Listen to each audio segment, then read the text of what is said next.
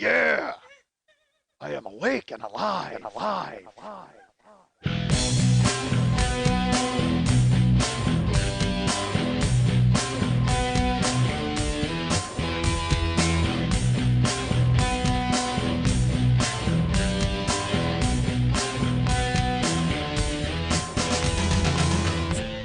I'm so great I gotta say it twice and cut it out once. My head's a syrup bottle that's getting tipped over every Wednesday. You're a storyteller in a storytelling podcast, and the only story you're telling now is a story about stories you don't want to tell! What the fuck? Hey, what's happening, Mike Schmidt, 40-Year-Old Boy Podcast. We have a very special presentation for you this week, folks. Special in the fact that it's going to be super short, and I'm going to get the fuck out of here. You heard Lily coughing in the background. I had come here with grand ideas because she told me she was sick. She had put it on Facebook, and then she had contacted me, said she was ill, saying, hey, can we just do like a clip and like get it over with? And what's funny is I know every week she feels I would really like to get this over with. And this week is certainly no exception, but now she wants to put a clip in before it. So I wrote her back and I said, yes, whatever you need is fine. So then, because I'm left to my own devices, I tried to think up all these amazing ideas and fun things that I could do with the clips. So I talked to Max and I'm like, hey man, I got to do a clip show. Do you have any ideas? I threw it open to you people on Facebook to see what you thought about clips. I did this a couple of weeks ago too. And there's leading vote getters and all these different things. And then I'm like, well, I'll do 2 clips. And then I thought, wait a minute, I have a much better idea.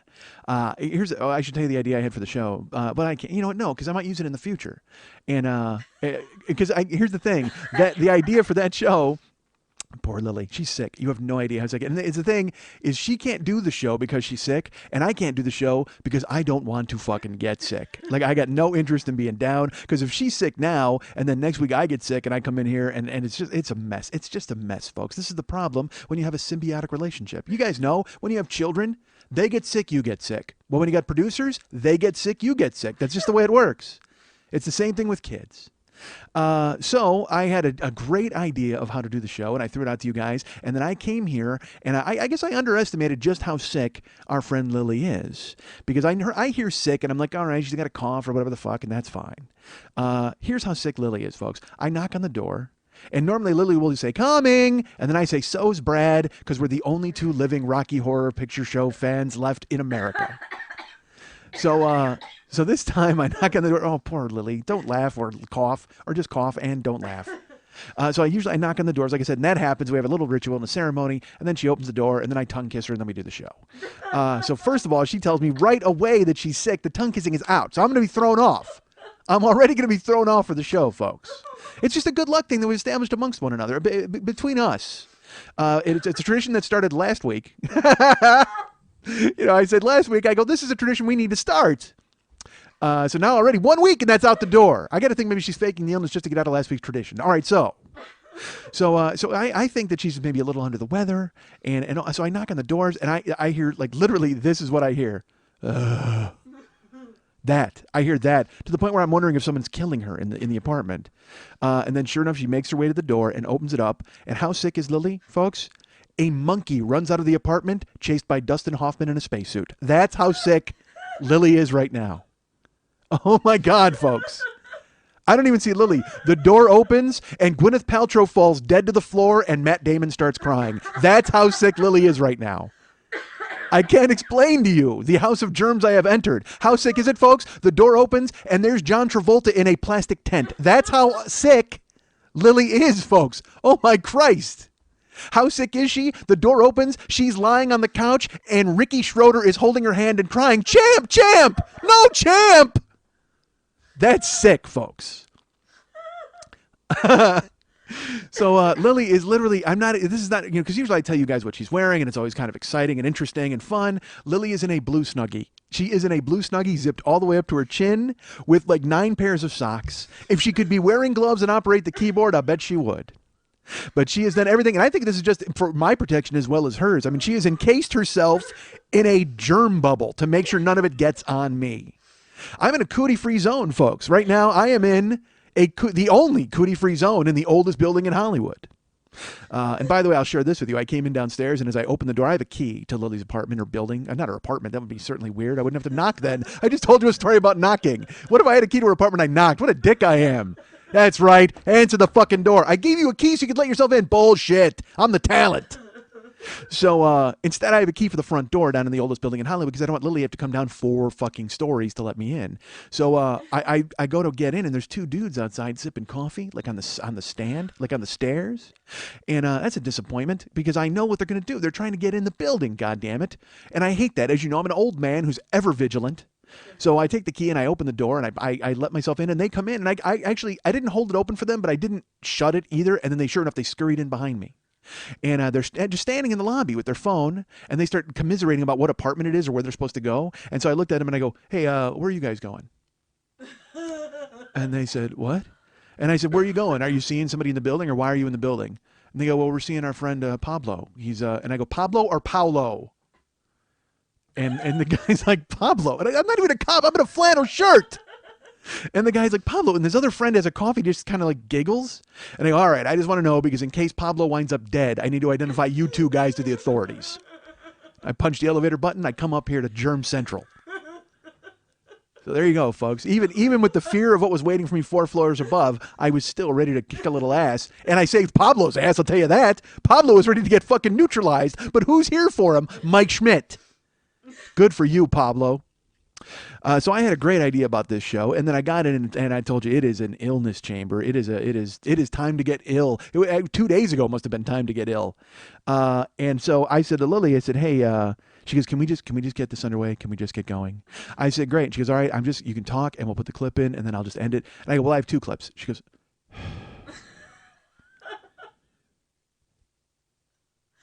"2 clips." And I said, "Yeah, it's super easy. I know what the clips are. I have the time codes and I have the titles." She goes, "It's not super easy. You don't know that you think it's super easy. It's not super easy." And I don't like arguing when she's healthy.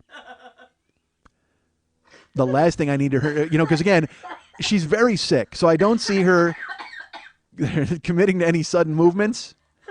However, if I make her mad enough, I'm sure she would be instilled with the quickness of a cheetah and leap across the laptop at me and just breathe germs in my face. Just vomit rage and sickness right into my face. And that's one rage vomit I'll have to take, folks. I won't lie to you. I'm not going to fight back. She's a lady. And so you know what I do? I treat her like a lady. I treat her like... All right, never mind. God damn, I loved my idea. I wish I could do the idea, folks, but I'll do it again in the future. Please know, in the future, if you listen to the show in the future, at some point, there's one good idea out there lurking. You never know when it will be, but it's going to happen. So now I'm down to 1 clip, man. I had 2 clips in mind, and I had a whole framework and a whole thing set up, and now it's 1 clip. So, guys... And I'm not, that's just life. Because again, dudes, remember when I had the swine flu a couple of years ago? Dude, we should play that clip. How great would that be? All right, I got the swine flu a couple of years ago, and I had to call Lily and just go, "I can't move." And poor Lily had to talk on the microphone. I should actually, I should make that the show this week. Because Mex actually made a joke. He goes, "Your clip show should be the first clip show. Super meta." And I'm like, you know what? That makes sense. But we had to do a clip show because I couldn't come in, and Lily had to do the voiceover, and she made me write her a script. Like she had to read off of a script because she's not comfortable talking to you folks. She has no interest in any of you. She's good with her mouth, but not with the words. So she was like, "You know what? I don't want to talk." And I said, "Please, just read these things." And I typed her out some stuff. She made me, by the way, as I'm making her record, don't feel bad for her right now, folks, in her blue Snuggie and in her germ bubble. Because when I had the swine flu, she made me wake up, get out of bed, and type a script that she could read on the air. Because I said to her, I go, "Look, just talk." And she's like, I don't do that. That's what you do, okay? I don't do that. So if you feel bad for her now and you feel bad for her staring at me in my flannel shirt and my Pablo saving ass just talking across from her and making her cough, remember that 3 years ago when I had the swine flu, she made me get out of bed and write a goddamn script. So I'm off the hook. We're all off the hook. All right.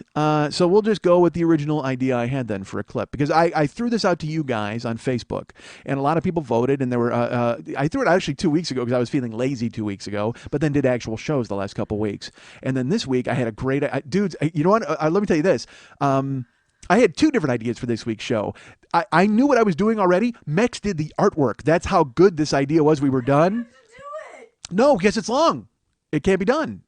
It's okay. Don't worry about it because it's not like the artwork just self-destructs. What if the artwork went away? He sent it to me and it's only good for 2 days and then it just disappears off your fucking computer. He doesn't work in viruses. The man can't even fucking answer his own email. Believe me, he doesn't know how to sabotage your computer.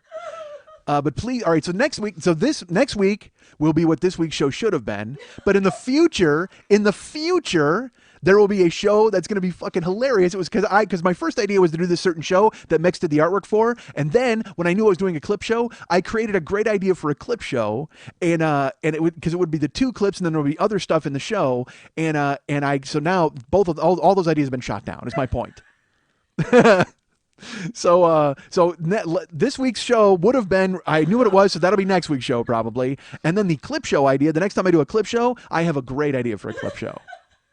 And I know you can't wait. I know all of you are just like, God damn it, how? And let's be honest though, if Lily doesn't shake this fucking Ebola virus that she's got, she's gonna bleed out, and then I'm gonna have to go canvassing for producers. And who among you will step up besides nobody? All right. The clip that won on Facebook from last week's postings and this week's postings, and there was a lot of people who voted, but there was one person who rushed in right away with a story idea, and then it got liked a bunch of times, and then people actually emailed me and said, yeah, that's the one. Because here's another thing that makes me laugh. I don't know if you guys... I mean, I put it on Facebook so you can vote there or whatever. People will write me then personal messages, and they'll be like, here's what I think. Well, I don't... Really? Okay. Well, thank you for stepping up with your long-form thoughts on the process. All you had to do was put the title of the episode. And a lot of you also had great ideas, too, about I should do this, I should do that, and you're absolutely right. All of you are correct. Nobody's wrong. There are no wrong answers here, folks.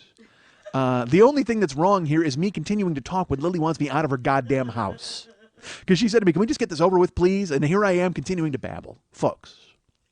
So the show that I'm putting up for you right now has to do with when I was involved in game shows.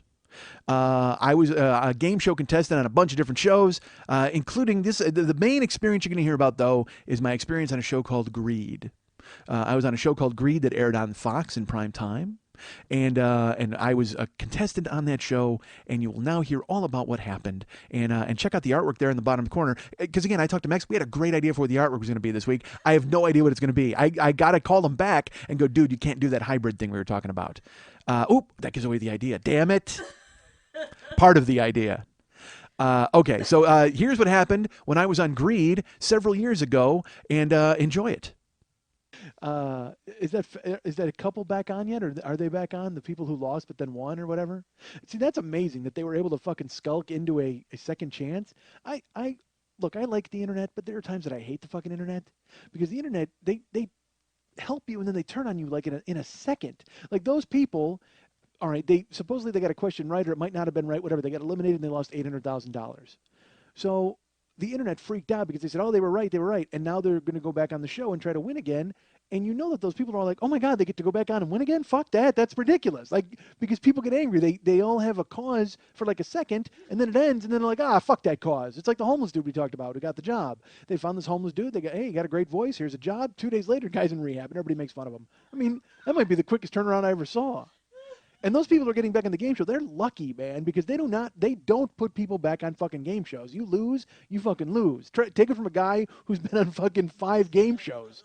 I talked about him on here. I talked about the fucking Ultimate Fan League that I dominated, and then I talked about My Generation, which I dominated.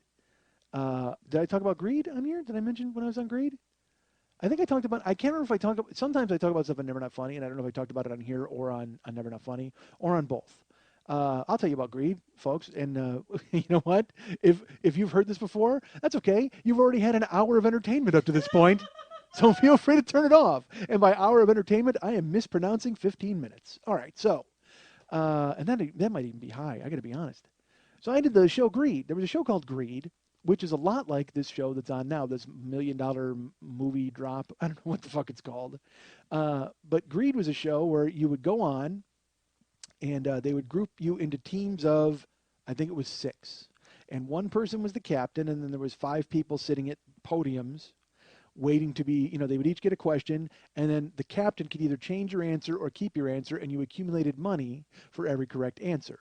And then the host was the star of Screen and Screen, because I don't know if he's ever been on stage.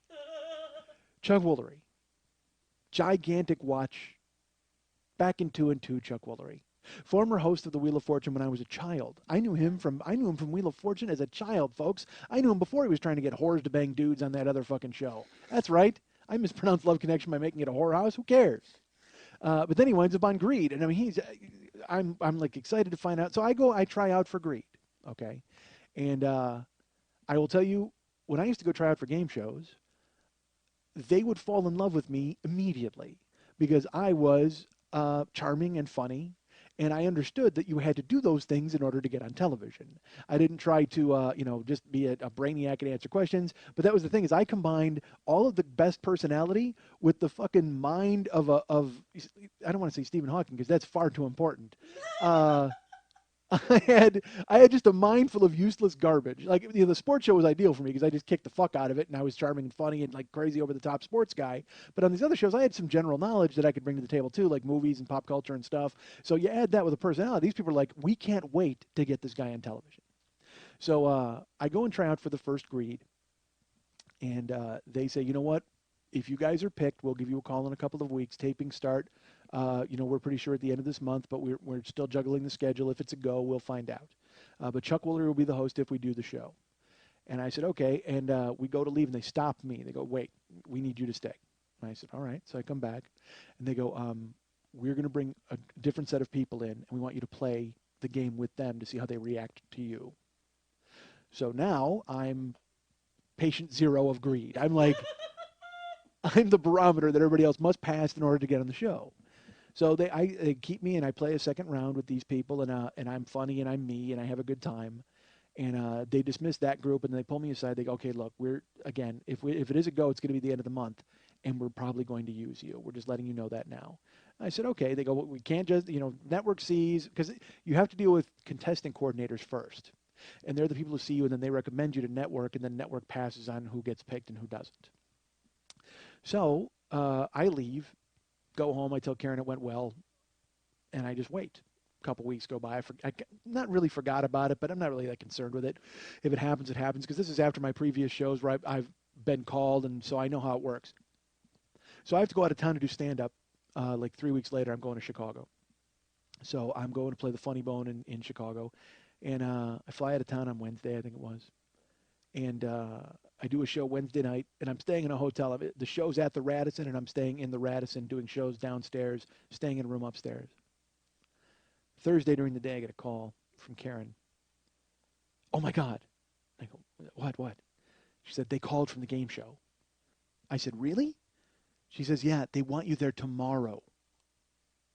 I said, you are kidding me. She goes, no, they said they have Friday tapings. They left a message on the machine. I said, did they leave a number? She said, yeah, I took it. I said, okay, I'll call them.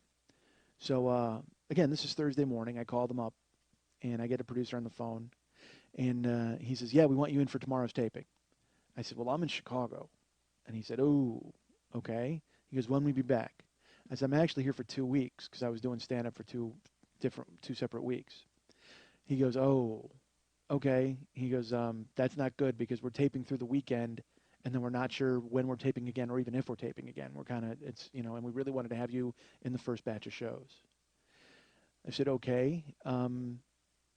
I definitely can't make it tomorrow. I mean, are you saying that if I don't get there this weekend, I won't be on the show? He goes, well, we don't know if there will be a show after this is what I'm saying. We really wanted you to be here this weekend.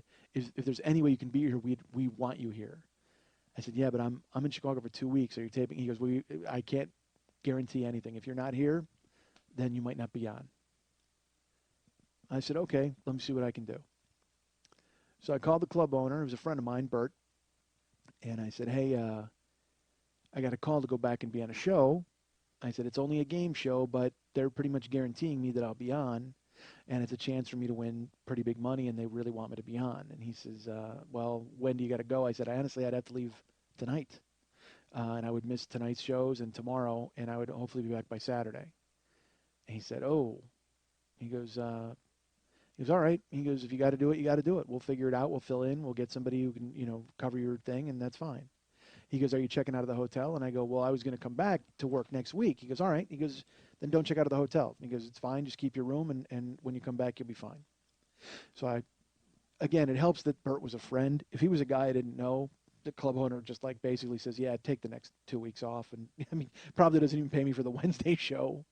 So I said, great. I immediately get it in the phone, and I have to figure out a way to get home. I call the airlines, and they're very accommodating. They understand exactly what's going on, and they only charge me $135 to switch my ticket, which is great of them. Thank you.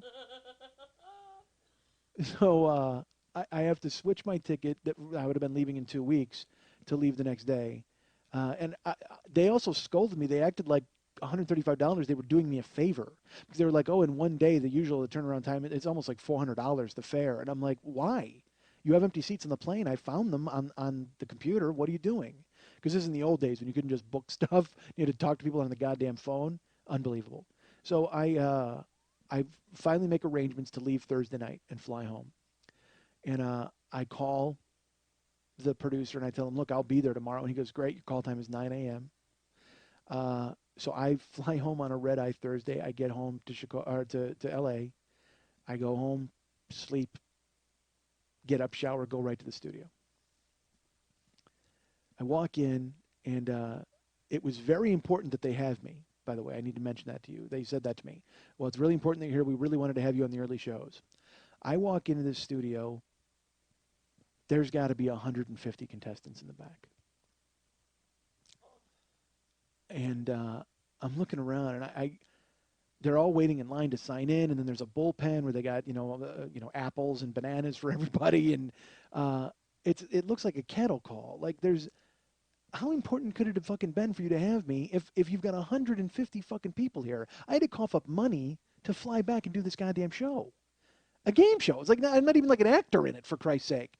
So I walk in, I stand in line, I sign in, and they come in to give us a speech. And in the speech, they come in and they tell us that they're going to parcel us off into teams of 6. I think it was 6 or 5. And it might have been 5. And they're going to go ahead and segregate the teams.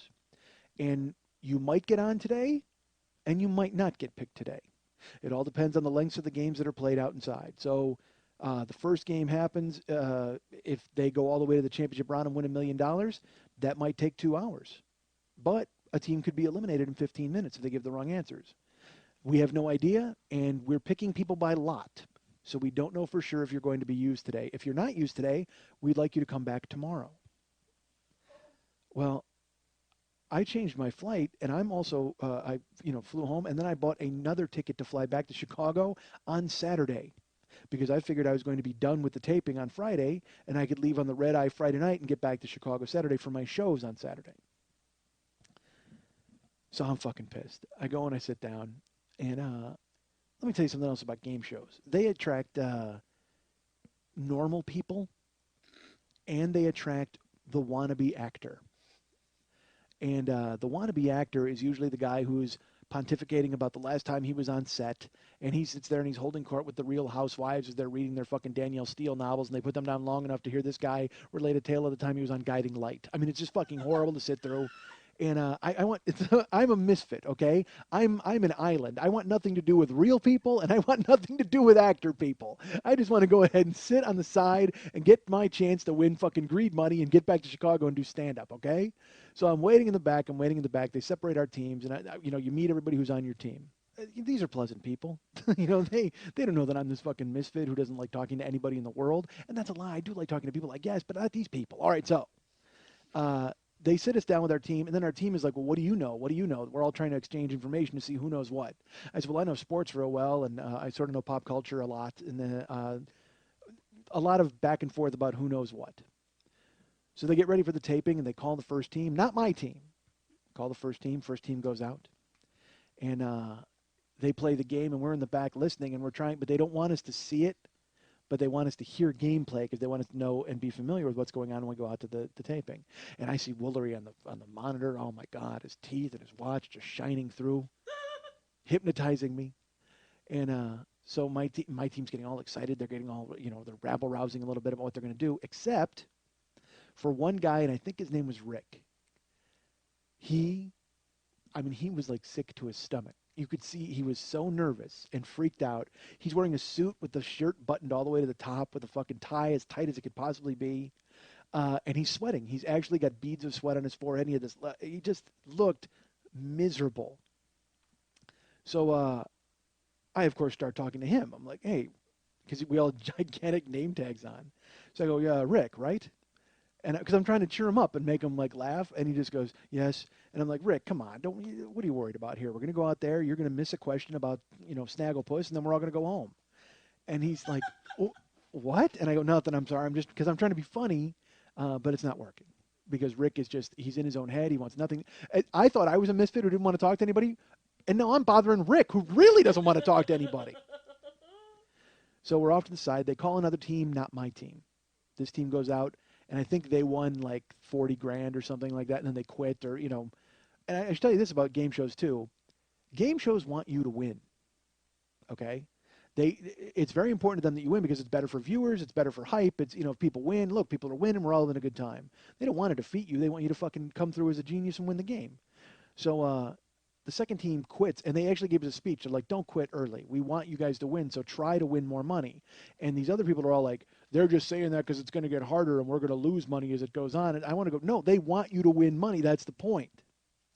And the best part about Greed, I will tell you this, there's the gameplay with the questions and stuff, but there's a thing called the Terminator. And the Terminator is like a flashing light, like almost like big bucks, no whammies, stop. Okay, well, it's that, but it's flashing on all the podiums. And stop, whoever it stops on has the opportunity to challenge somebody and take their money. That's why the game is called Greed. The thing about the Terminator is if you challenge somebody and win, you get their money. If you challenge them and lose, you lose and you're gone. But the incentive is if you get the Terminator landing on you and you call somebody out, you get $10,000. So that's where they want you to think about it. You're like, fuck, do I steal this? Whatever. So I thought it added a fun element of gameplay. So I'm in the back. Terminator's happening. People are passing on it. Nobody's really doing it, and they're just playing their game. So the third team gets called. And this time the producers have a stop down. And they take like a half hour, and they have a discussion. And then they come back, and they go, all right, we're going to take a third team. But when we call your name, come out. We're not going to take any of the teams that are grouped. We're just going to bring individual people. So they start calling people's names. I forget. They called a few names. And they call Rick, and then they call Michael Schmidt. So they're building a team of people that they want to see on the show. And I'm really excited that they called me because now I can get to fucking Chicago and do my stand-up. And plus I can go out here and win a goddamn $1 million. Let's do this. So we walk out there, and we meet the announcer. And he's like, what are we going to say about you folks? And you have to tell them what you're doing. Now, I had told them I was a bouncer, okay, because they don't want to hear that you're a comedian. People at home need to know that you have a real job and you're not in the business. So I was like, yeah, I'm a bouncer, because at the time I was still bouncing at the House of Blues in addition to doing stand-up. So they brought us outside, and the way Greed did it was they would line you all up in front of your podiums. And the camera would go from one person to the other person, and this really deep voice announcer would go, Lily Von Stupp. And, you would lean forward and you go, I'm a bouncer from Los Angeles. And you would step back. Or the announcer would say that, whatever. But the bottom line is they would show you on camera and you would nod or point or whatever you would do. So they bring us out there. They kill the lights. They're getting everybody geeked up. The crowd is going crazy. It's cold in the studio. Woolery is standing there. They got the fucking spotlights rolling. They start the music. They got the announcer. And I'm like fourth in line, I think. So they start from my right, and they start scrolling down. And they're like, Willie, blah, blah, blah, blah. I'm a salesman from Orange County. So, da-da, da-da. And they get to me, and the announcer goes, Michelle Schmidt. And deep voice, huge music, flashing lights, opening of the show. And he goes, Michelle Schmidt.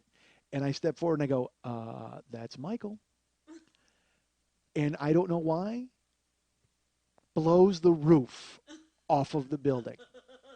Crowd goes crazy. I mean, like crazy applause to the point where I go, and I like lean forward and kind of like wave, nod, and I completely milk it for everything it's worth. And they just go to the next person and they introduce the next person, and they leave it in. They don't retake it because the reaction it got was so fucking huge. They went crazy. They're like, yeah, all right, we got to leave that in. And so we go to our podiums and we start the game. And on the first stop down, they come over to me and the producers immediately, they didn't even go to Woolery. They come right up to me. Oh my God, that was so great what you did. We can't believe you kept it going, that you didn't stop. Because normally people would just freeze and go, oh no, my name is Ed. They go, you played it perfectly. It was great. The reaction you got was great. And I'm like, yeah, okay, good. I'm glad. So, because again, I'm Mike Schmidt. What the fuck? What did you expect? I'm goddamn Mike Schmidt. So, they fucking come out and they're talking to Woolery, and Woolery is laughing, and he talks to me. He has a little back and forth with me when it gets to me. My question is, he says, you're a bouncer from LA, we talk, blah, blah. And my question was, what magazine features the seal of approval? Is it A, Sports Illustrated, B, Good Housekeeping, C, Cosmopolitan, or D, Newsweek? Which is it, Mike? That's right, Mike. Chuck and I are very close. So I take a second and I go, all right, Chuck, I think I know the answer to this, but I have to be honest. I do not want to know what you would have to do to earn the Cosmopolitan magazine seal of approval. And I don't know why. I know why, because I'm fucking Mike Schmidt. Blows the roof off. Everybody goes crazy. Chuck, ha, ha, ha. He starts laughing. He laughs like a crazy rich guy laughs. Like, look at my teeth, how great I am. Ha, ha, ha, ha. Like Mr. Howell. I don't fucking get why, but he did it. And he's laughing. They cut, I can see him cracking up. My teammates are all cracking up. And I go, no, the answer is, of course, is Good Housekeeping. So I say Good Housekeeping. They go, is that the answer? They ask the captain if he wants to change it. He goes, I'm not going to change it. That's absolutely the answer. Fantastic. That's the answer. Hey, everybody goes crazy. We're all happy. And we're accumulating money. Now we all have $20,000. Okay? That's the thing. Everybody has $20,000. So now, time for the Terminator. And he explains the rules of the Terminator. I'm sitting there waiting, and everybody's excited. And I should tell you, beforehand, we all talked. And everybody said, when the Terminator lands on you, are you guys going to do it? And people were like, no, I don't want to do that. We're a good team. Let's keep it together. So they've done the Terminator a couple of times in our show, and the people went, I think this is a good team. Let's keep it together. Let's do this. So I'm like the fourth seat. The first seat, by the way, is Rick, who he got his question correct, all right? But he, again, looks miserable standing there. And so they go, it's time for the Terminator. And I can see he almost audibly shakes. Like I can see him. He's just frightened out of his mind, sweaty. And Chuck goes, all right, let's see it. Let's roll the Terminator. Bop, bop, bop, bop, bop, bop, bop. And it makes this weird noise. And it's me. My podium lights up. And I will tell you that the place went up for grabs. All right. Because they're rooting for me at this point. Everybody, because I'm goddamn Mike Schmidt. That's why. So he goes, oh, he goes, the Terminator has landed on Michael. He goes, Michael, you got the choice. He goes, you can keep this team together. You guys seem to be doing very well. He goes, or you can pick somebody and try to take their money. I have $10,000 for you if you make that choice. And I looked at him and I was like, $10,000. I said, well, it is a pretty good team. And I look to my right. There's one guy on my right. And I just look at him, and he kind of looks at me like with a smile. And I look down to my left, and there's a couple of people to my left that I see, and they're, just kind of like looking at me, waiting. They're on my team. And they're kind of like shaking their head like, let's keep this together. And in the first seat, I can just see sweaty Mick, top button Rick staring at the floor, sweat dripping off of his head. And all I can think in my head is $10,000? Well, I already have $20,000. But if I beat Rick, I've got $50,000. It's in my brain. I look down and I just go, Rick? And he like looks up really scared, and I go, let's dance. On a game show, I say, let's dance. So, and the crowd goes bananas. And so I walk over. I walk down to what you do is you go down to the center. There's like a Family Feud where you ring in first. First guy to ring in with the answer wins. And I should tell you that I brought Karen and my brother Lenny and his wife Vesna to the taping, so they're in the audience. I walk down to the front, and I eyeball Rick the entire fucking way. Like, I don't stop looking at him. I look at him all the way, and they're like, go ahead and shake hands. And I don't think if he looked at me, he just put his hand out, and I'm just staring right at him, and I shake his hand, and I got my hand on the fucking buzzer, and I did there was this thing. I have a buzzer technique, folks, and it's kind of an intimidation thing. It's so stupid and weird, but I did it. I would rock like back and forth, like I was gonna fucking like a caged animal, and I'm standing there and I'm looking at Rick and I'm waiting to buzz in. And here's the question. Woolery goes, all right, here's your $10,000. Hands me the 10 grand. Literally hands me $10,000, and I take it. I put it on the podium. And he goes, all right, here's your question. The presidential retreat Camp David is named for the son of which president? Now, let me tell you folks something about being on a game show. You're in the studio, you're in the lights, and as relaxed as I looked, he just handed me $10,000. So I have to admit, I'm thinking about that, and I'm thinking about the 50 grand. I shouldn't have been. I should have just been thinking about playing and having fun like I had been up until that point. But for some reason, when he asked me that question, instead of answering it, because I knew the answer was Eisenhower. I knew the answer was Eisenhower. But for some reason, my strategy to humiliate Rick was to get him to buzz in and miss the question rather than get the question and eliminate him. I don't know why I made that choice. I still to this day can't explain it, but that was my choice. Instead, I kept my hand on the buzzer and I'm staring right at him, waiting for him to ring in. I even flinched a couple times like a boxer, I think. Like, come on, come on. And he said, and he asked, I knew the answer was Eisenhower, but for some reason I didn't ring in. I was waiting for Rick to ring in and miss it, like to make his humiliation complete. What I really should have realized was he was too scared to even fucking move. Like he didn't even want to be there anymore. And now I called him out. I said, let's dance on national television in front of everybody. So why didn't I just fucking buzz in and give him the throat slash and answer the question and win? But instead, I, for some reason, waited for him to buzz in and miss it. And 5 seconds goes by and a buzzer goes off. They go, all right, we'll reset with a new question. And they go, all right, how many crayons were in the original pack of Crayolas? And I should tell you, I knew Eisenhower. And this question, now I'm really expecting Rick to buzz in, but for some reason, and again, I can't explain my behavior, I buzz in immediately. Even though I have no idea what the answer is. I mean, none. And he goes, Michael? And dude, it seems like an eternity, but I know it only took 2 seconds. Because I'm looking at Rick, I never stopped eyeballing him once. Even when they buzzed on the one question we didn't answer, he never even looked up at me. He's still looking down, and they go, all right, how many crayons were in the original pack of Crayolas? Bang! Michael, 6. Oh, it's 8. And I'm standing there. In 2 seconds, I lost. After being funny and charming and interesting, being goddamn Mike Schmidt, I called out, I said, let's dance to this guy, and I lost. So Chuck, it happened so quickly where Chuck is like, Michael, I'm sorry, the answer is 8. It's so nice of you. So Rick, you get Mike's $20,000. That brings you up to $40,000. Rick, go sit down. Mike, we're glad. Nice to meet you.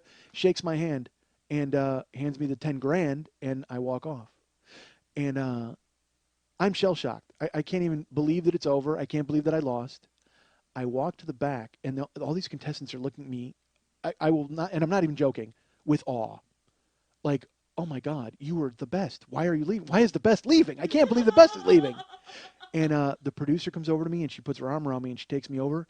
And the guys at the table, like the control table guys, I'm not joking, have their heads in their hands, like with their heads in their face. And one of them looks up at me and goes, why did you lose? And I went, I don't know. And I stood there and watched them answer another question and get another $20,000 each. And they processed my paperwork. They told me I was going to get the 10 grand. I'd get a check for it. And I was done in 15 minutes with all the processing. And my team was also done in 15 minutes. They quit at $200,000 and the guy who took my money won up, I think he won 90 grand. And I'm just sitting there. I'm watching them win, and all the contestants are looking at me going, you should be out there. You should have won. I mean, you should have won. You were the best. And you don't even think about it. Again, I'm in fucking dreamland filling out paperwork, and in my head I'm trying to go, well, $10,000, I guess that's okay, right? And so I walk out, I meet Karen and my brother and his wife, and they're smiling. They're like, "Oh, dude, you were hilarious." I go, "I lost." And they go, "No, you didn't lose. You won 10,000." I go, "No, I lost 40,000." They go, "Dude, you won $10,000." I go, "No, I lost $40,000, and I look stupid doing it." They're like, "You didn't look stupid. You were hilarious." And I go, "No, but at the end, I challenged a guy and lost." I go, "And I knew it was Eisenhower." And Lenny goes, "I almost wanted to yell it." He goes, "I know you knew it." And I go, "Fuck, I knew it was Eisenhower. Why didn't I buzz in?" And that little think of that last 10 seconds. I knew it was Eisenhower. Why didn't I buzz in? I lost $40,000. I knew it was Eisenhower. Why didn't I buzz in? I lost $40,000. Now take that 10 seconds and repeat it for 4 days. Because we left, we get in the car, and I wasn't being overtly mean to them. I was angry at myself, and I couldn't believe that I'd lost. I was just, I mean, I'm astonished that I lost, and it was my fault. If I lose to somebody who's better than me, it's a different story. But that guy, he won 80 grand because of me being stupid. Like, it was my fault. So that night we got home. I couldn't sleep. And I'm not even joking about couldn't sleep. Like, I laid in bed staring up in the dark, like I've heard and read in so many books and songs in my life, in the dark with my wife sleeping next to me and just staring and not being able to sleep all night, Friday night. And got up real early for a Saturday flight. Went to the airport, couldn't sleep on the plane. Got to Chicago, went to my room, tried to sleep, couldn't sleep. Did shows that night in a funk because I had to tell Bert what happened, and because everybody was expecting me to, I won $1 billion, and instead and all they hear is that I won 10 grand, and they think it's the greatest thing in the world, and I'm just like, you don't understand how bad it was. I would have won so much more, and it was my mistake, and they're just like, you got to calm down. You won $10,000. I'm like, I lost 40. That's what I did, and that night I could not sleep. Saturday night, Sunday, I got up and I, I'm not kidding you. I did not sleep for 4 straight days. I might have fallen asleep for a half hour here or there, or maybe an hour or 15 minutes, but I never slept solid sleep because I would, in my head, kept repeating, and I honestly thought, I'm never going to have the chance to get that much money again. Certainly not at one time. I lost $40,000. I knew it was Eisenhower. Why didn't I buzz in? I lost $40,000. I knew it was Eisenhower. Why didn't I buzz in? I think I actually said it on stage at one point. Because and this is before I was comfortable telling stories about me and my life. So I was probably doing my act that I had at the time, and I probably just might have slipped it in, and everyone's like, what is he saying? Well, I'm a catatonic zombie at this point who can't even focus. I lost $40,000. I knew it was Eisenhower. I should have buzzed in. Fucking crayons? Crayons.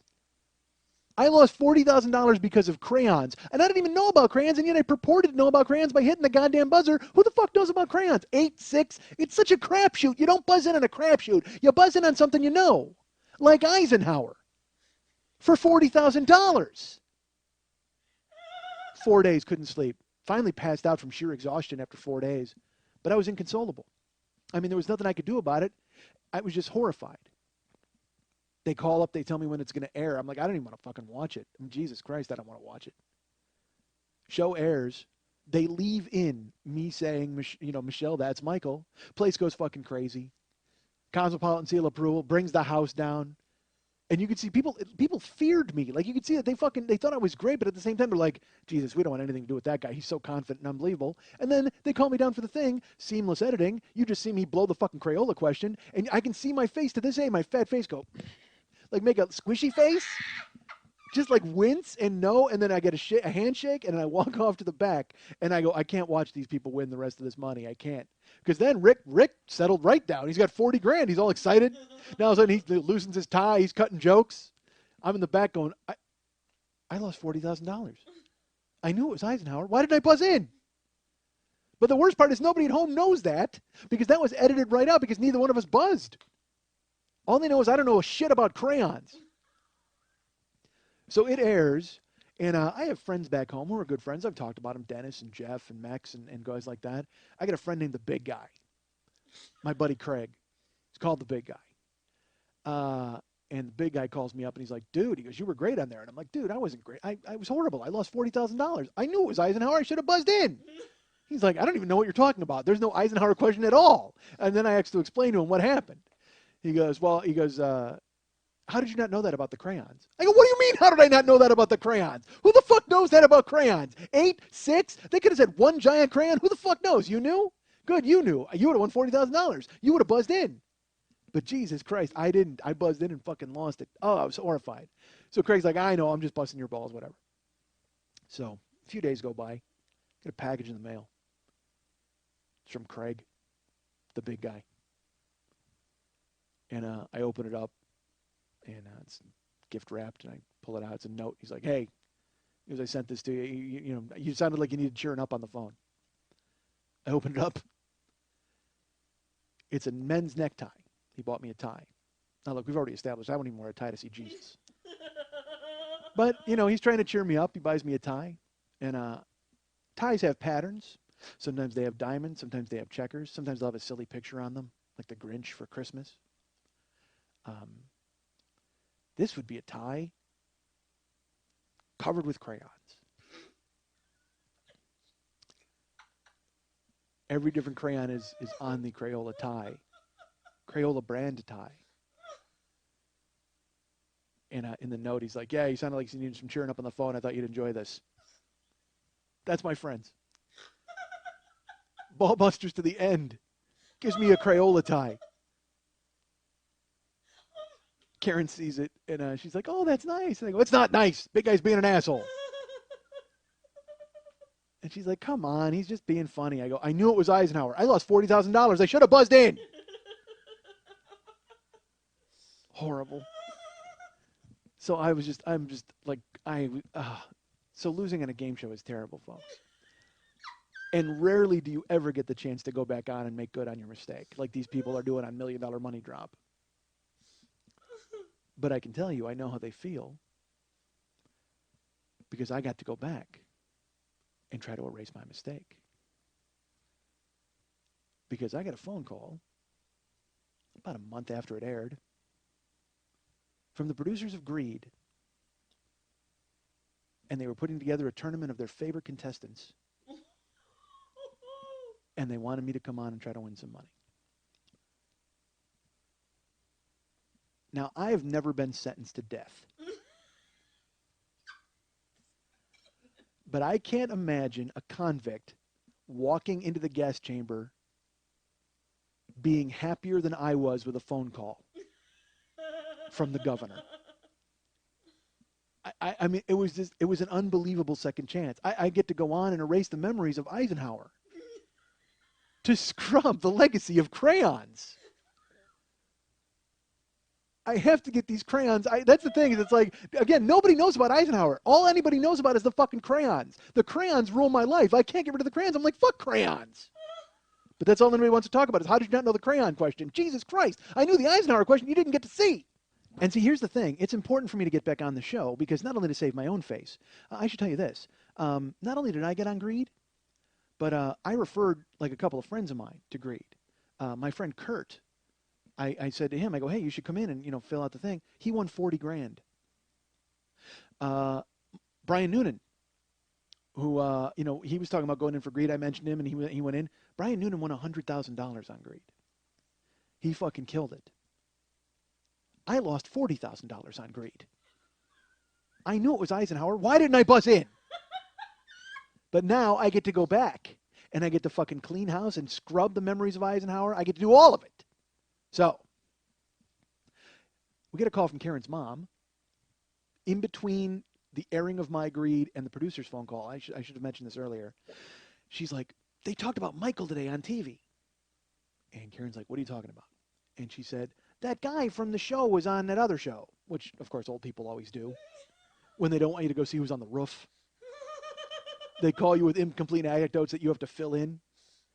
And my mom's like, what do you mean? Or Karen's like, what do you mean? And it turns out Chuck Woolery was on Regis and Kathy Lee being interviewed, talking about Greed, talking about the show. Because it became a ratings hit. It did well. And they asked him about his favorite contestants. And Chuck Woolery said, we had a guy on there named Michael. He's a bouncer from Los Angeles, and we all loved him. He goes, he came on and he was so funny. And well, you know, we have a clip. They showed the clip of me correcting my name from the announcer on Regis and Kathy Lee. Chuck Woolery brought a clip of me to show on Regis and Kathy Lee. I wish he would have brought the Eisenhower clip, and everybody would know what the fuck was going on. Stop busting my balls about crayons. But they come back, and Chuck's like, yeah, he didn't win, and we really wanted him. Everybody in the place, even the audience, everybody you heard, they were all rooting for him. And for some reason, it just didn't happen. So he was one of my favorites. Then I get the call from the producers weeks later. And I can't fucking wait. I'm like, when? Now? Should I come in now? That'd be great. I'll sleep out in the studio. What do you need me to do? You want me to sweep up? Jesus Christ, get me on this goddamn show immediately. I need to banish the memories of crayons. So they schedule me to come in. And I go in for the taping. And it's a different vibe backstage now because all these people have been on the show before. So they're old hat. They're all veterans. They've been here. They've done that. They know what's going on. So I walk in. A couple people recognize me, and they come up and they go, hey, Michelle, ha, ha, ha. And I go, hey, ha, ha, ha. They go, how's it going? And they go, hey, how many crayons are in a box of crayons? Ha, ha, ha, ha. And I'm like, oh, my God, I'm not getting on because I'm going to murder everyone. What a disappointment. I can't believe I'm not getting on the show because I'm going to stab everyone in the eye with a goddamn sharpened crayon. Ha, ha, how many are boxes of crayons? Ha, ha, 8, 6, how many? You got? Ha, shut up, die. So I go off, and again, I sit alone because I'm a misfit. And if only the iPod had been invented, I would be wearing my earbuds from tweakedaudio.com/40 just to keep people at their distance. Even though the iPod was not invented. Actually, it was. It probably was. I just couldn't afford one because I lost $40,000. I knew it was Eisenhower. Why didn't I buzz in? So I'm sitting there waiting, and everybody's milling about. And again, they're very cocky, and they're very, because they're the favorites. They're all excited, and they're all excited to have a second chance. But they're veterans of this sort of thing now. And I'm sitting there quiet. I got nothing to do with anybody. I don't want to make a clique. I don't want to make a friend. I'm reading I think I brought in like 10 newspapers, and I'm reading them, which must have looked like I was the most studious nerd on the planet. And I can't believe someone didn't walk over and go, hey, you got the Crayola Times there? Because that might help you out. 8, 6, stupid. God damn it, I lost $40,000. So I'm waiting, I'm reading, and they start giving us a briefing. So I put the paper down, and I'm sitting at a table. They come in, and their producers are like, you've all been here before. You know what the rules are. We're going to pick you in teams of 5. We're going to bring you out. Again, it's the same. Everybody here has been through it, so you all know what's going on. We're probably going to tape 4 shows today. It all depends on the length of time, and hopefully we'll have some of you back tomorrow if we don't get you on today. But, again, you're not guaranteed to go on, but we've brought you on just in case. We'll see. And right now, as a special treat, we would like to, Chuck wants to come out and say a few words to everybody. And everybody's like, woo, yeah, they start clapping, and Chuck comes in, he bounds in with his, amazing rich man sweater, and his crazy watch that if it fell from a great height would murder you, and his amazing teeth that he could pencil neck you and bite your head off like in a second. He's just like as prominent. He you know who he looks like in person? This is going to sound stupid. If you remember the old electric company, there was a hero named Letterman. And the spellbinder would try to fight him, and Letterman would have like a C on his varsity sweater, and he would change a hoke into a choke and then choke out the spellbinder. I don't know what he fucking did. He's changing that duck back into a dock. So then the boat, of course, didn't crash into a dock.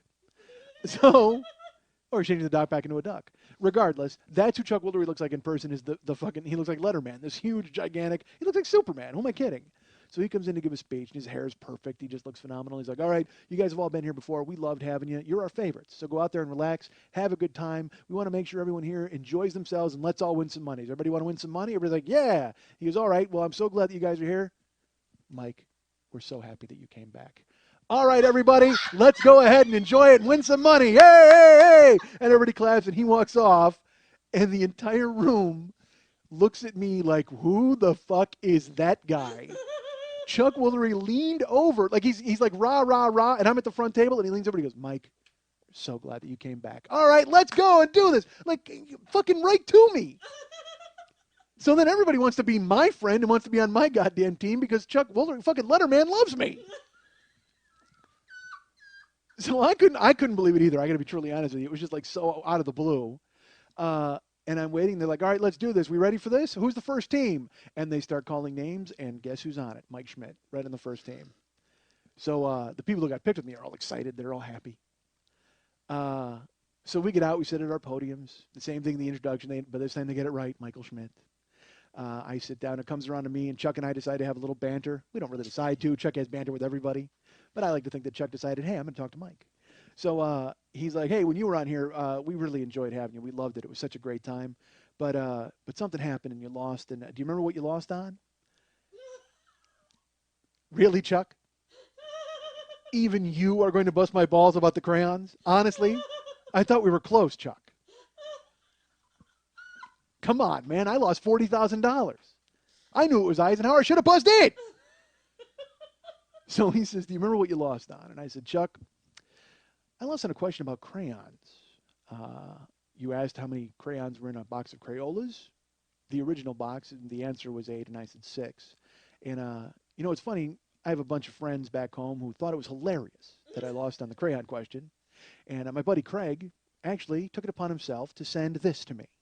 And I pulled out the crayon tie. I actually brought it on television to make my humiliation complete. Because I knew it would inspire me. I'm like, fuck, if I bring the crayon tie, I'm going to ward everybody off. This is going to be fantastic. So we start playing. And I'm waiting for the Terminator to come up. Because I've already decided that if the Terminator comes up again, I'm picking that fucking thing and I'm taking somebody's money. How do I pass up another $10,000? So sure enough, we start answering questions. The Terminator goes, never lands on me. Never fucking lands on me. And nobody calls me out, like to try to steal my money, which is disappointing because I wanted somebody, but I think they knew better. They could see the 8 colors of rage I was turning over the Crayolas. I thought it was 6. I got to be honest. I thought it was 6 colors of rage, but it turns out I turned 8 colors of rage. I lost $40,000. So I'm sitting there waiting. And the thing is, people are getting called out on the Terminator. One guy takes out our captain and takes over the captaincy. And this guy, I will tell you, was also real cool, real breezy, answering questions. And he knew how to play. He knew how to be on a game show. Because they would ask him and he'd go like, he'd think about it and ponder it and go, Chuck, because they tell you to talk it out. You can't just sit there and be a lump on a log. And so he would talk it out with Chuck. Chuck, this is a lot of money. And I know that you're offering me this money. Because Chuck would periodically, the higher we got up the ladder, Chuck would say, hey, look, I'll give you this $50,000. You guys can all split it right now. And the captain would look at us, and we weren't allowed to talk, okay, on answers. We could nod, or we could when they were giving us the money, we could kind of give them encouragement, but we could not say answers or nod or give anything like we knew what the answer was. So he keeps turning down the progressively larger sums of money. So Terminators happen. People lose their money. The guy on my right takes somebody's cash. The captain takes the captaincy in their cash. Somebody else gets eliminated by giving up their cash. And now it's down. The team is me, the guy on my right, and the captain. And with all of the money taking going on, I have $100,000. The guy next to me has $200,000. The captain has $200,000. We have 2 more questions, I think it was, to go for the $1 million.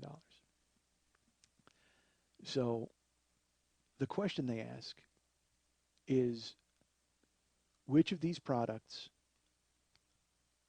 were introduced first in chronological order? And they give you 4 products, and we get to pick 3. And as long as the 3 of them were developed earlier than the remaining 4th, we're going to win. So he asks the question, and the choices were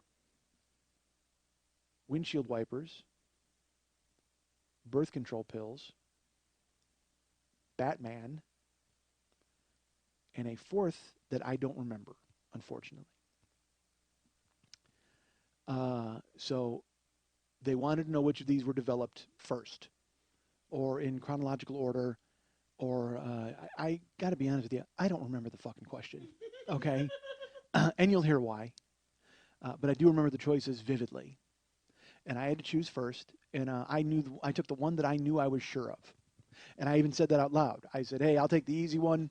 I'll take Batman because that's 1939." And so they asked the captain if he wants to change that answer. And I'm looking because that's the thing is the captain gets the opportunity to change it. And the captain is like, "No." And then Chuck says, "Look," he goes, "I'm willing to give you guys $75,000 right now to split amongst yourselves if you quit right now without going with that answer." And we can't tell the guy, we can't tell our captain to take the money. We can't tell him anything. We can just stare at him and hope he gets the message. But I knew for sure I was right with Batman. And I should tell you, again, this guy, cool, really a cool cucumber customer, knew what he was doing. And he goes, "Nope, Chuck, I'll tell you what, I know Batman's definitely an answer. So let's go with it." Chuck's like, "All right. Is Batman right?" Yes, Batman is right. So I'm right. Yay, much rejoicing. And now we get certain money. And now it's time to move on to the next guy who has to make his choice. And he goes to make his choice.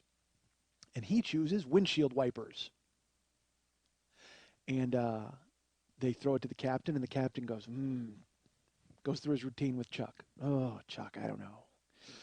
Man, windshield wipers, birth control pills. It's a tough one. I don't even know." And Chuck goes, "Well, I'm telling you what. I will offer you guys $80,000 to split amongst yourselves right now." I believe it was 80. Might have been 90.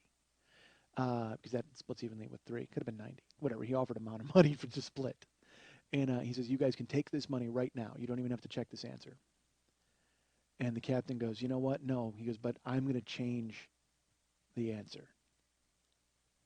And I look at the guy next to me who gave the windshield wiper answer, and we make saucer eyes at one another like,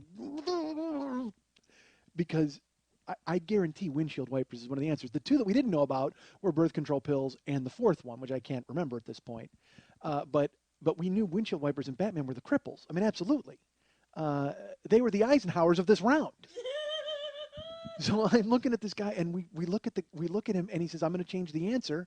And Chuck goes, "You're going to change it. You all right? You're going to change your answer." And he looks at us, and we're staring at him with the intensity that would have set him on fire if we were on another planet. Like he would have burst into flames from our combined death stares. Like, "Don't you dare fucking change this." And we're staring at him like, Don't do this." And he goes, "Yeah, you know what? I'm going to change from windshield wipers to birth control pills." And he goes, "Yeah?" And he goes, "Yeah." He goes, I think it's going to be like a trick." He goes, "I think birth control pills were probably developed in a lab like in 1910, and the way it works out. So I'm going to go with that because I think it's a trick." And I'm sitting there staring. The guy next to me is staring. We can't even look at one another anymore because our heads will explode like in fucking scanners. And we're staring at the captain. He goes, "All right, you changed windshield wipers to birth control pills. Is he right?" Wrong.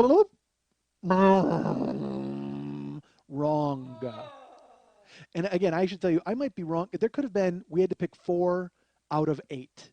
That, like, it's that I can't, I've blocked it out of my head, and now you know why, because I just lost 100,000 fucking dollars. The other guy lost 2, the captain lost 2, and the captain just kind of shrugs. He goes, "What are you going to do?" And Chuck Woolery's like, "Oh, man, you guys were so close. We really wanted you to win." And the guy's like, "I get it. It's no problem." And he goes, "Come on down here, guys. All right, we're going to come back." And Chuck's throwing it to fucking commercial, and me and the other guy walk down, and we're standing just staring at the captain. And it's that crosstalk where we're not mic'd anymore. They're like, ba ba ba ba. They're playing the music, and Chuck's like looking, and the guy looks at this, and he shrugs, and he goes, "Fellas, you know what? Drinks are on me." And I lean forward and I go, "You're going to buy me $100,000 worth of fucking drinks?" And he makes this face like, "Oh, you were taking this seriously. It wasn't just a game to you, kind of, huh?" And the other guy just leans forward and goes, "I can't believe you changed that answer." And because again, we combined lost $300,000. And this guy's just like, "Come on, it's just a game, easy come, easy go. It's all found money anyway." And I just go, "I didn't find any money." Ba, ba, ba, ba, ba, ba, ba, ba. So if you ever see crosstalk in a game show after people have lost, they're all not like, "This is great. Nice meeting you, Chuck." They're like, "Chuck, can I borrow your giant watch to fucking murder this guy?" God damn it.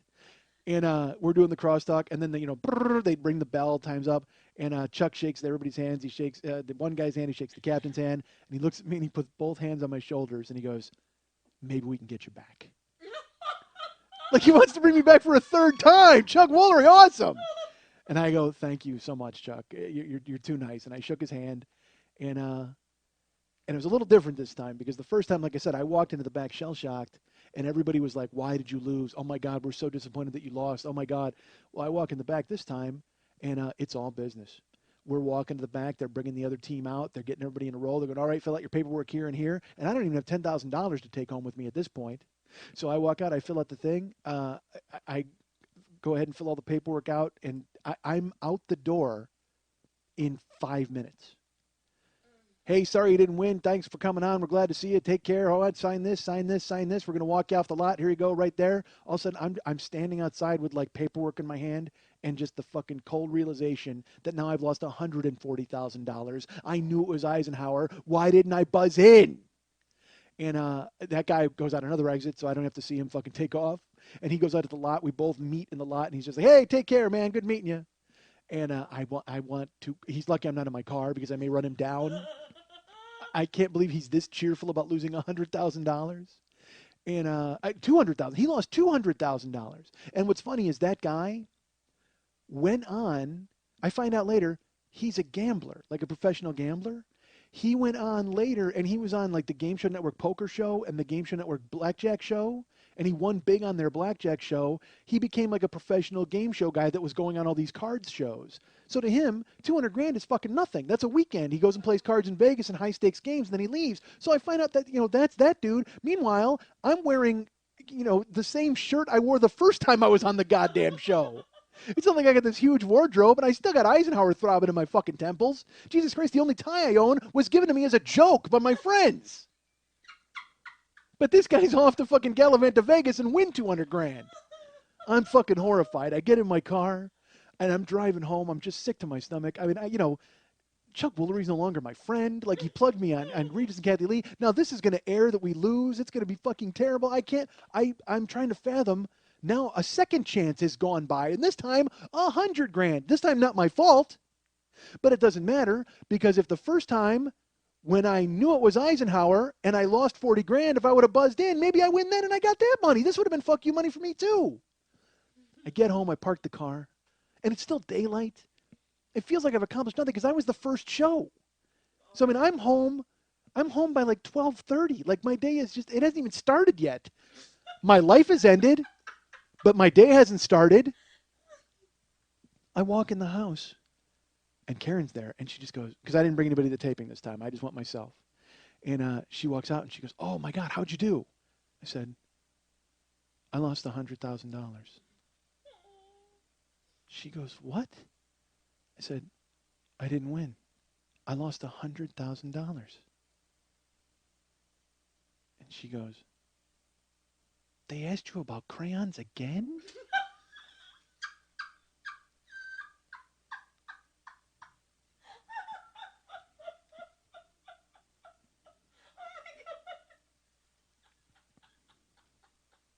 Fucking crayons. The bane of my existence. And it's funny. You know what? I wish, now that I think about it, I knew I was using this clip. I should have looked up the name of that motherfucker who lost the money and then went on to be the blackjack dude. God damn. I don't know why. What would that prove? Hey, here's his name. All right, do nothing, anybody at all. Sit around and stare. I made Lily keep her laughing there because it reminds us of better times, right, folks? Because at the end of the thing, it could have just ended on the the Karen's line, what she said to me. But instead, I said, "You know what? Do me a favor, let your laugh breathe a little bit, because these people, because they all feel bad right now because you're sitting here in a blue snuggie, in a germ bubble, waiting for inoculations." But yet here I am for her. So there you go. That was that clip, and eventually we'll do other clip shows. And I remember I have big ideas to implement in the future, folks. Stick around. Next week's show. Oh my God, I could tell you all about it, but I won't. Make you come back next week, and then I'll tell you also in the future. Remember the amazing clip show idea that I have, because again, I think I've done like 5 clip shows this year. Jesus Christ, I blame germs and laziness. That's what I blame, folks. Germs and laziness. I'll let you decide who has which among the two of us. You guys can get me at MikeandMikeSchmidtComedy.com. You guys can be my friend at Facebook.com/the40-year-old-boy. You can follow me at Twitter.com/the40-year-old-boy. You can be my friend Dave Hernandez's friend on Facebook at Facebook.com/DavidMexHernandez. You can go ahead and follow our friend Lily Von Stupp on 2 Twitter accounts, Twitter.com/Lily Von Stupp and Twitter.com/MNTs. You can be your friend at Facebook.com/Lily Von Stupp. And if you want to write her a personal note, or better yet, if you want to send her a get well card, one of those ones that are electronically generated on the internet, because we know we love those, right? Isn't there anything better than a weird CGI'd frog on a lily pad croaking out "get well soon"? No, there isn't. I can't believe the pablum that is churned out by the fucking internet in the name of e-cards. But still, if you'd like to send one, go ahead and send one to Lily at burlesque411.com. That's Lily, Lili, at burlesque411.com. Hey, Louie, could you come over here for a second? I need your help. All right, what are you doing? Well, I've been helping Schmitty with ideas for making his podcast even better. Yeah? And I thought maybe I could, jazz up his theme song by, adding some lyrics to it. Seriously? Yeah, so far, so good. The only problem is I keep getting stuck at the bridge. So I was wondering... All right. Just play me what you got so far, and when you get to the bridge, I'm just gonna jump in with something, okay? Okay, here we go. Ready? Yeah, go ahead. 1, 2, 3, 4. The 40-year-old boy, the 40-year-old boy, the 40-year-old boy's about to start. That's catchy. The 40-year-old boy, the 40-year-old boy, the 40-year-old boy's about to start. You know he's gonna say fuck a lot. He will probably mention his cock. He is gonna say literally and drop a royal family. Yeah! The 40-year-old boy, the 40-year-old boy, the 40... That's pretty good, Louie. Can I use it? Oh, go right ahead. Great. Now I can finish. Just one more thing, though. Do you know anything that rhymes with saddle vag? Want to remind you folks about the Monday Night Teas every Monday night at the 3 Clubs on Santa Monica and Vine. 10 o'clock p.m. is the start time for that show, but I suggest you get there at 9. Because you never know what's going to happen. There's a huge lobby full of people, and you want to get a good seat to see naked people. And by the way, buy your seats ahead of time. I should tell you that as well. Always buy tickets ahead of time for the Monday Night Teas, because otherwise you're back in the rafters and you don't get to see anybody. Because it's like the Astrodome. The 3 Clubs is huge. I don't know if you've been there. It's gigantic. And if you wind up in the upper deck and you look down and it just looks like a naked ant dancing, which is it's attractive. I won't lie to you. There's something to be said for naked ants, but and not naked aunts. Let's not get this confused. Don't think of your Aunt Marge dancing around. Why did I use Aunt Marge? That's my Aunt Marge. No, I think of my Aunt Marge naked and dancing around, which is creepy because I'll tell you what, my Aunt Marge, she looked like, all right, here's my thing. My Aunt Marge is my Aunt Marge, right? And I didn't have any thoughts of her that way at all. But then the video came out for Mad About You with Belinda Carlisle.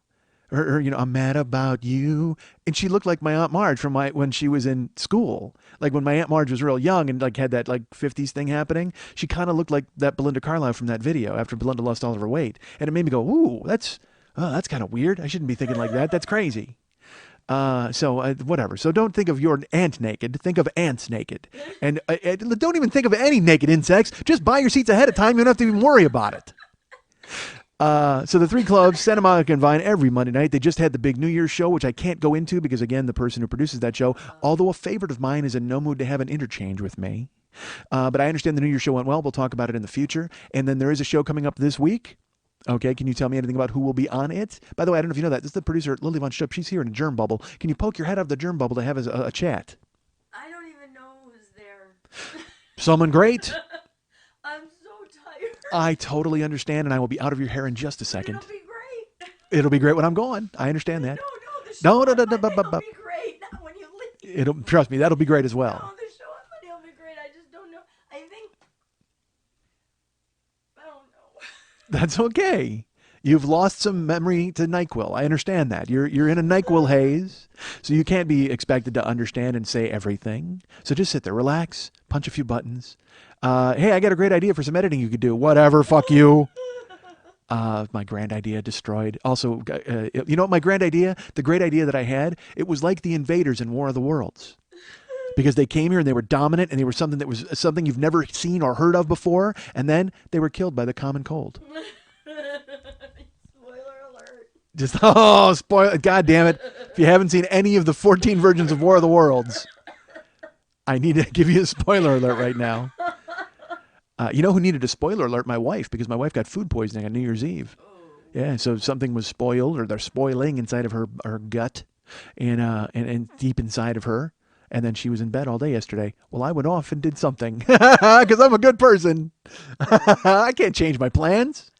All right, so folks, the Monday Night Teas every Monday night at the 3 clubs on Santa Monica and Vine. You can go ahead and get a hold of our friend Lily Von Stupp at her and many email addresses or Twitter accounts, or you can go to MondayNightTeas.com for any and all information about upcoming shows. I understand now there may not be a ton of information because, again, Lily's been waylaid with this illness. She was putting all of herself into getting the New Year's show ready and fighting through the illness, and she did and put on a great New Year's show, even sick, and then afterwards, that's it. I mean, she's just cashed out and has been for a couple of days.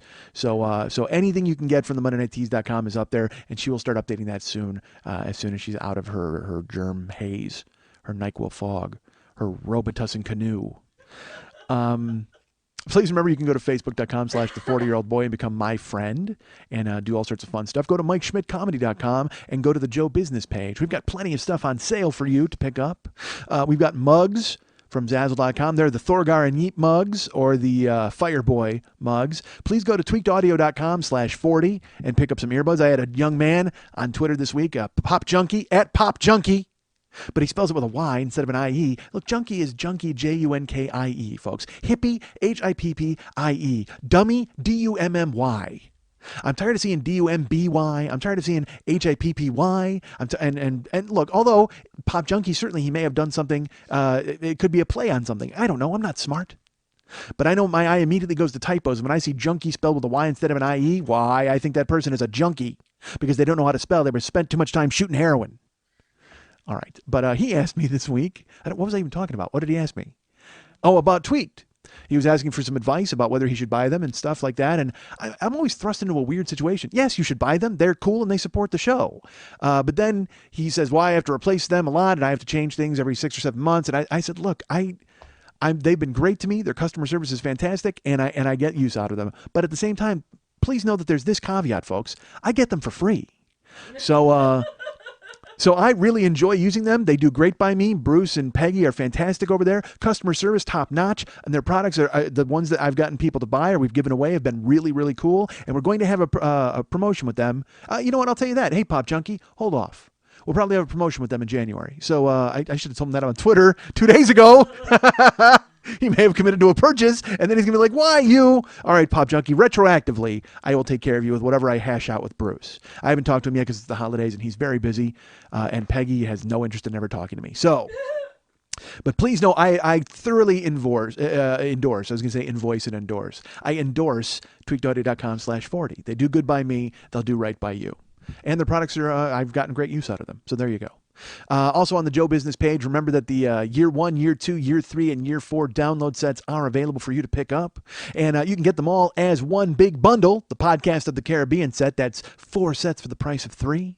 Go ahead and pick those up. You can donate to the show.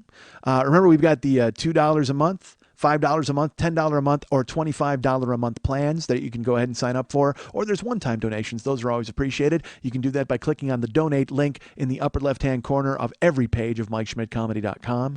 Also available are T-shirts. Red Boy and Scar Panda shirts are available. I will tell you, we are out of 3X. We are out of 2X. So Fat America has stepped up to the plate and purchased everything they could from me. So right now we've got everything from small through extra large, and I'm working on the 2X and 3X. I have to find a new t-shirt company. Hey, what's that going to be like?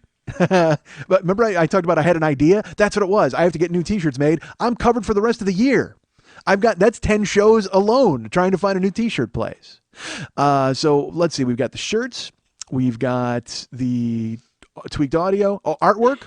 And by the way, I am current on everything. If you've ordered things from me, it has been sent out. Shirts, artwork, all the autograph stuff has gone out, except for one. Some guy ordered a shirt 2 days ago. Joseph, I'll get it to you as soon as I can. I had to wait because obviously the post office is shut down for the holidays.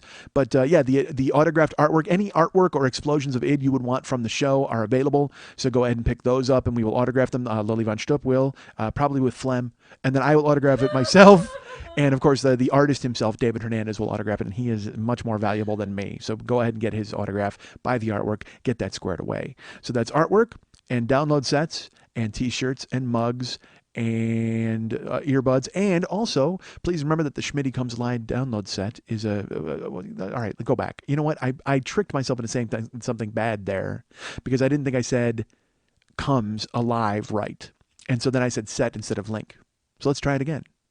Hey, you guys can get the Schmitty Comes Alive download link. That's a recording of my 90-minute show at the Los Angeles Podcast Festival. And you can get that $5 audio download right now at Joe Business page on MikeSchmidtComedy.com. The Joe Business page. Jesus. I'm trying to get out of here so poor Lily can go back to bed.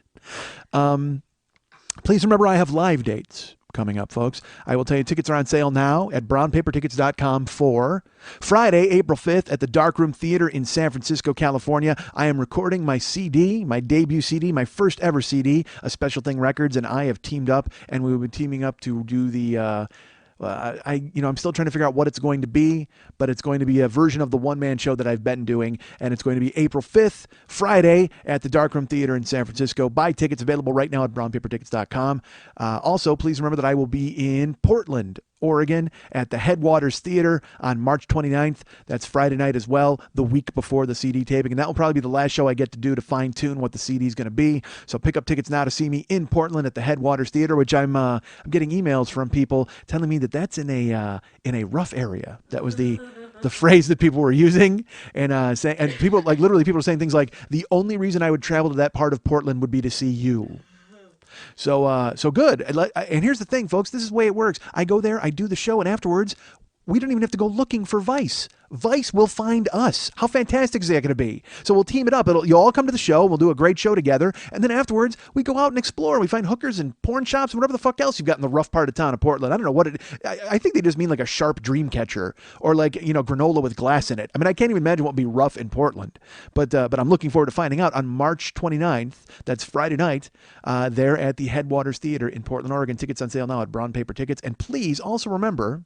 tickets are on sale now for February 1st, Friday, February 1st in, it's technically Aurora, Illinois, but Chicago, I'm calling it, Aurora, Illinois, at the Comedy at the Shrine space there in Aurora, Illinois. Tickets are on sale now. I've sold a few, and let me tell you why that's a precarious position, folks. I don't have confirmation on this show just yet. Because it's been a circus as I've been trying. I called a friend of mine, Bert, who used to book the Funny Bone in Naperville, and now he books this show. But he works to the guy who owns the space, and so Bert and I hashed it out. Everything was fine. Well, now I've been trying to get this other guy pinned down, and he won't fucking contact me. So then I put the show on sale, and some of you bought tickets, which is great. And I talked to Bert today. And he's like, yeah, I'm trying to talk to him about this. And I'm like, dude, you got to, hold on. I got to stop you right there. I've sold tickets. I've announced the show. I mean, people know that this is happening. He's like, oh, well, I'll go ahead and call him and try to pin him down. What do you mean pin him down? Dude, you told me we were done. We were square. And actually, Bert didn't. This is not Bert's fault. I mean, it was all square. It's just this motherfucker is playing Dodge-a-phone. So Bert let me go, and he's like, I'll try to contact him. So he called me 10 minutes later, and he goes, all right, you're confirmed. He goes, it's square, we're settled. I made sure he knew everything that was going on, and because Bert won't be there that night. He has another gig somewhere else. Otherwise, he'd be the buffer, so I don't have to deal with this fucking guy. But please know it is official now. I will be in Chicago/Aurora at the Comedy at the Shrine Theater in Aurora. Tickets on sale now at brownpapertickets.com. That is Friday, February 1st at 8 o'clock p.m.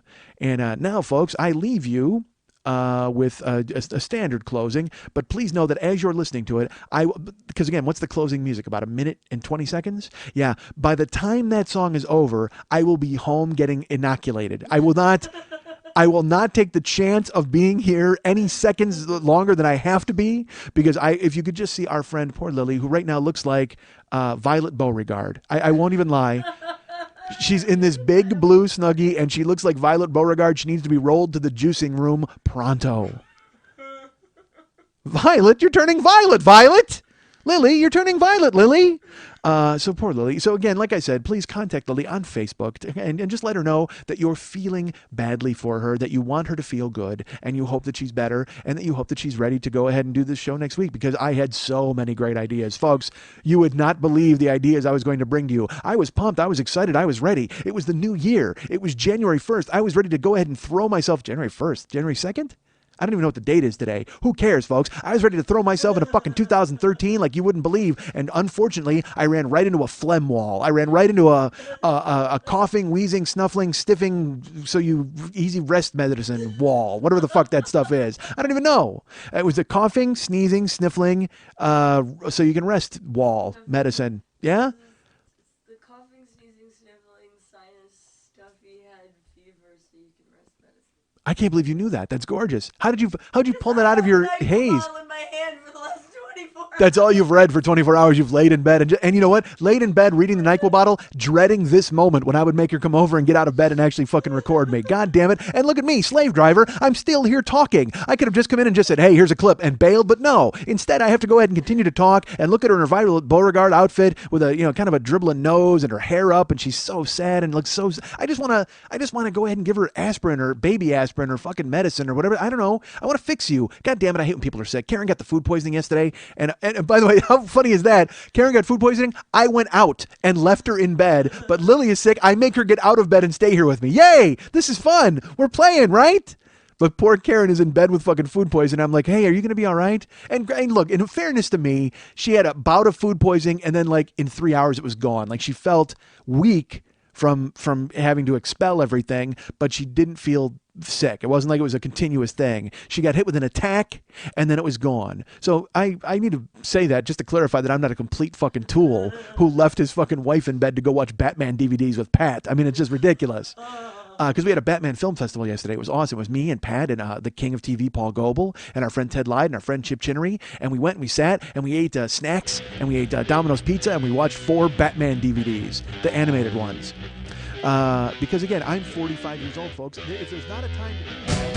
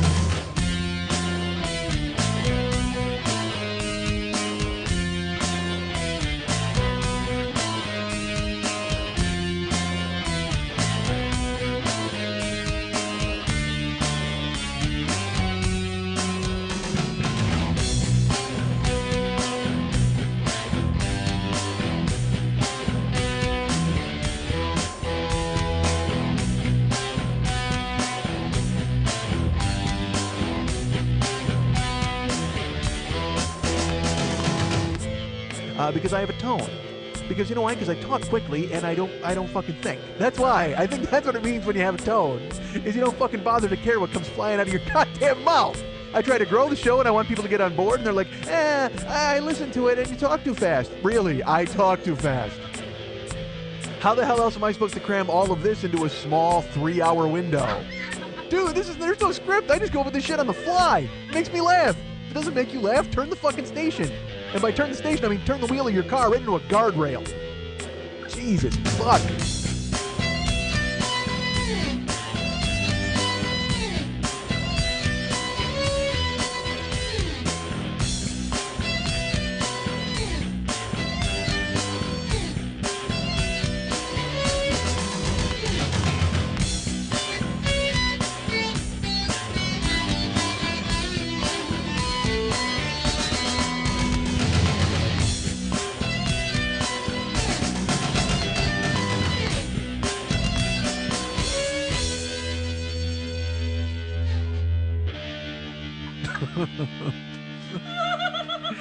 Hey, where are you going, boy?